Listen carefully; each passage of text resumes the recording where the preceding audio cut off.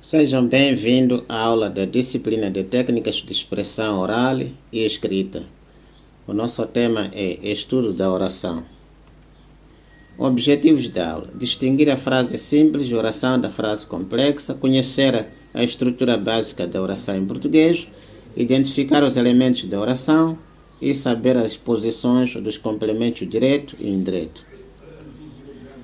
Por que fazer o estudo da oração?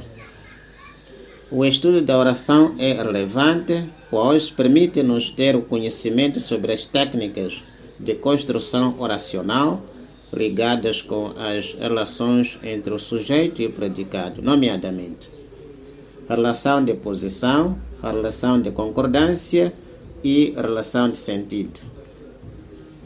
Distinção entre frase simples, oração e frase complexa. Na verdade, a frase pode ser simples e complexa.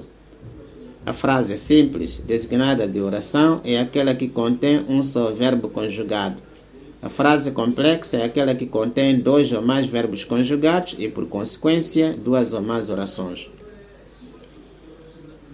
Essas duas frases A e B atestam a ocorrência da frase simples e frase complexa. Frase A: as crianças dormem.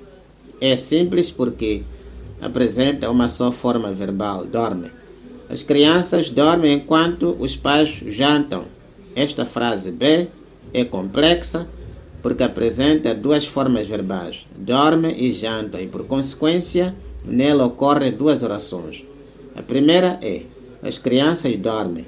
A segunda é: os pais jantam. Essas duas orações são unidas através da conjunção enquanto para formar uma frase complexa.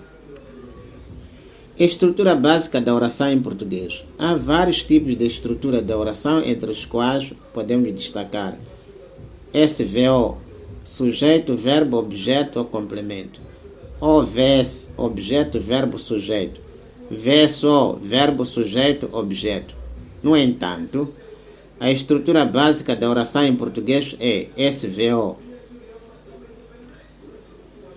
Essas três frases atestam a ocorrência das três estruturas. A frase A: as crianças partiram a jarra. Nela ocorre a estrutura de SVO. A jarra partiram as crianças. Verificamos a ocorrência da estrutura OVS. Partiram as crianças a jarra. Nesta frase ocorre a estrutura VSO. Elementos da oração. Os elementos fundamentais da oração são sujeito e predicado. O sujeito representa aquele que diz ou aquele de que se diz alguma coisa. E o predicado é tudo o que se diz do sujeito. Por exemplo, as crianças partiram a jarra. As crianças corresponde à função sintática de sujeito. Partir a jarra desempenha a função de predicado. Complementos do nome. Os complementos do nome são aposto, atributo, vocativo e complemento determinativo. As frases que se seguem atestam a ocorrência desses complementos do nome.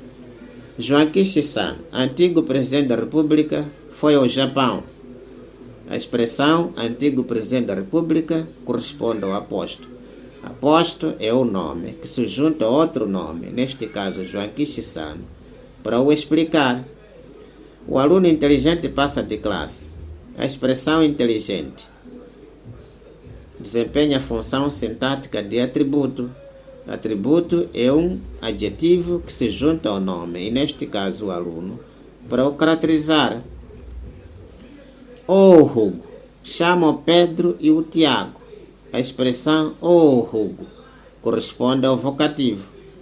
Vocativo é uma expressão de chamamento. O professor de geografia avaliou a turma. A expressão de geografia corresponde ao complemento determinativo. O complemento determinativo é um nome precedido de preposição de que se junta a outro nome, neste caso o professor, para o determinar. Complementos do verbo. Os complementos do verbo são complemento direto, complemento indireto, predicativo de sujeito, predicativo do complemento direto, e complemento agente da passiva. As frases que se seguem atestam a ocorrência desses complementos do verbo. O menino comeu uma maçã verde. A expressão uma maçã verde corresponde ao complemento direto. O complemento direto é uma expressão sobre a qual recai diretamente a ação verbal. Dá o livro ao teu irmão. A expressão ao teu irmão corresponde ao complemento indireto. O complemento indireto é uma expressão sobre a qual recai indiretamente a ação do verbo. Ou seja, o complemento indireto é o destinatário da ação verbal. O jantar foi cozido pela Cecília. Pela Cecília é o complemento agente passiva. O complemento agente passiva é o sujeito da frase ativa. Os rapazes estão contentes. Contentes é nome predicativo do sujeito. O nome predicativo do sujeito é um adjetivo que caracteriza o sujeito. E neste caso, o sujeito são os nomes, são os rapazes. Achei legumes caros. A expressão caros chama-se nome predicativo do complemento direto. O nome predicativo do complemento direto é um adjetivo que caracteriza o complemento direto. E neste caso, é os legumes. Posição do complemento direto e indireto. O complemento direto, quanto à posição, ele fica adjacente ao verbo sem a preposição, ou à direita do complemento indireto se este for um pronome pessoal. As frases que se seguem atestam a ocorrência das duas posições do complemento indireto na oração. O miúdo deu o lápis ao amigo. O lápis é o complemento direto que fica adjacente ao verbo, que fica imediatamente ao verbo. O miúdo deu-lhe o lápis. O lápis é o complemento direto e, neste caso, ele posiciona-se à direita do complemento indireto, lhe, que está em forma de pronome pessoal. Nota B. O complemento direto pode ser identificado pelo uso de uma interrogativa do tipo o que é que, seguido do sujeito verbo. Por exemplo, o miúdo deu o que? Ou o que é que o miúdo deu? O lápis. O lápis é a resposta, que desempenha a função de complemento direto. Relativamente ao complemento indireto, este fica imediatamente à direita do complemento direto, se for um sintagma nominal, lexical ou adjacente ao verbo, se for um pronome pessoal. As frases que se seguem exemplificam a ocorrência de duas posições do complemento indireto na oração. O aluno deu uma prenda ao professor. Ao professor é o complemento direto. E neste caso, o professor posiciona-se, localiza-se à direita do complemento direto, que é uma prenda. O aluno deu-lhe uma prenda. Lhe é o complemento indireto, que localiza-se, neste caso, junto do verbo, ou à esquerda, imediatamente à esquerda do verbo, porque este complemento ocorre em forma de pronome pessoal. Nota B. Complemento indireto pode ser identificado pelo uso de uma interrogativa do tipo a quem é que, seguido de sujeito e verbo. Por exemplo, a quem é que o aluno deu uma prenda? Resposta: ao amigo.